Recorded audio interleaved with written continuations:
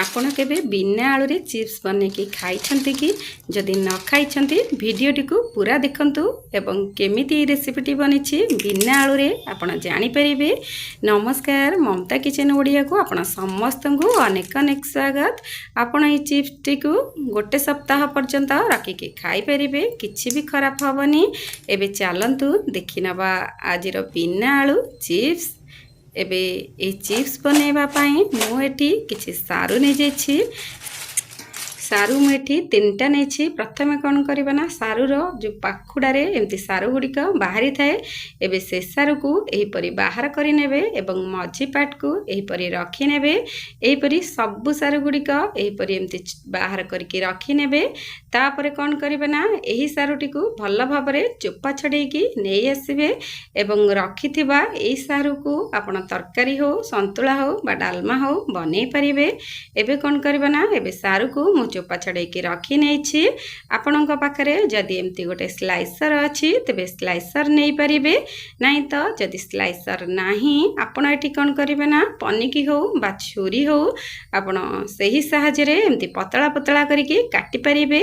मु किंतु एमती गोटे स्लाइसर नहीं कि जेमती चिप्स बनाती सेमती गोल गोल करके ए स्लाइसर रे एमती स्लाइस करी नउछि।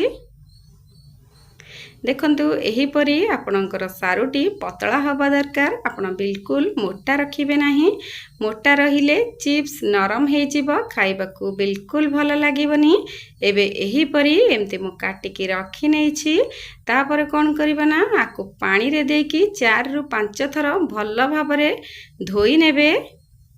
कहीं सारू को जदि आपण न धोइबे तेबे सारू खाइला बेले पाटी कुंडे होता है। से सारूटी को आपण 4 रु 5 थर हाथ रे भल भाव एमती धोई नेबे। आपण थरे एहीपरी बनेकी देखंतु, देखिबे बहुत बढ़िया लागिबो। कहीं सारूर आमे तार जो पाखुड़ा गुड़िक थाए आमे प्राय से गुड़िक ही खाई थाउ। ए सब को आपण एमती थरे चिप्स करके खांतु, देखिबे बहुत बढ़िया लागिबो। एबे मु एमती पानी रु छाणिके रखी नैछि। तापर कौन करें ना एठी हाफ चम्मच हलदी गुंड, गोटे चम्मच काश्मीरी चिली पाउडर, गोटे चम्मच जीरा गुंड एवं गोटे चम्मच एठी चाट मसला देदेबा। यही सब गुंड मसला को देला परे एठी स्वाद अनुसार लुण देदेबे। तापर हाथ हो बा चम्मच हो भल भाव एमती मिक्स करि नेबे, जेमिति मसला गुड़िक चारिपटू पूरा लगे रहिबो। सेमती भल भाव एमती हाथ साहाय्य पूरा मिक्स करिनेबे। एमिति मिक्स करि सारला पर कौन करें ना एठी 1.5 चम्मच कॉर्नफ्लोर, 2 चम्मच चाउल गुंड देदेबा। सेमिति एही चाउल गुंड कॉर्नफ्लोर को देला पर पुणी आउ टिके गोळेई नबा। आपण यही प्रोसेस रे बनातु, देखिबे बहुत बढ़िया लागिबो एवं बहुत क्रिस्पी खाइबा पाई। आपण जानि भी परिबेनी यह आलू रे हेछि बा सारू रे हेछि, बहुत बढ़िया लागिबो खाइबा पाई। आपण एठी चाहिले आमचूर पाउडर मध्य देई परिबे।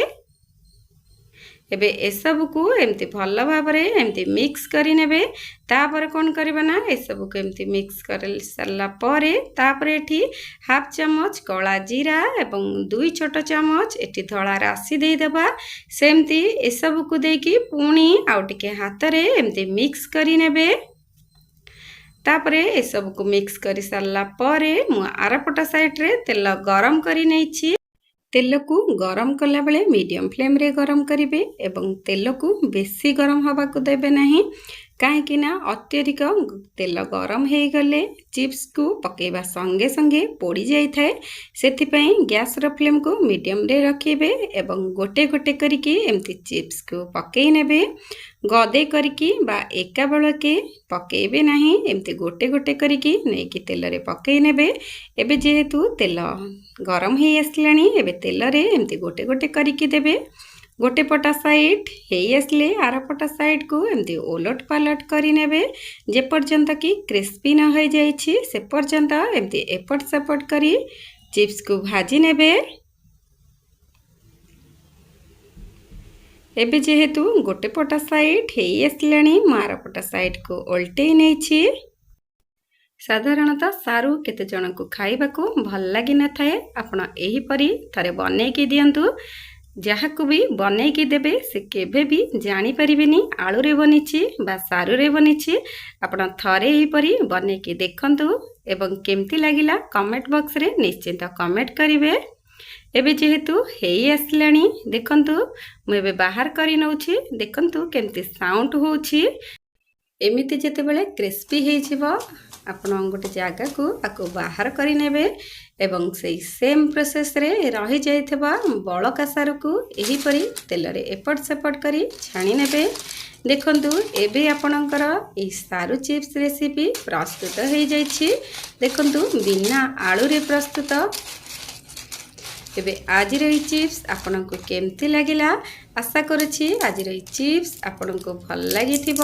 ଆପଣ ଦେଖିକି ଜାଣିପାରୁଥିବେ କେତେ କ୍ରିସ୍ପି ହେଇଛି। ଆପଣ ଏହି ଚିପ୍ସକୁ ଚା ସହିତ ଖାଇପାରିବେ, ନାହିଁ ତ ସେମିତି ମଧ୍ୟ ଖାଇପାରିବେ। ତେବେ ଆଜିର ଏହି ଚିପ୍ସ ରେସିପି ଆପଣଙ୍କୁ କେମିତି ଲାଗିଲା? ଆଶା କରୁଛି ଭଲ ଲାଗିଥିବ।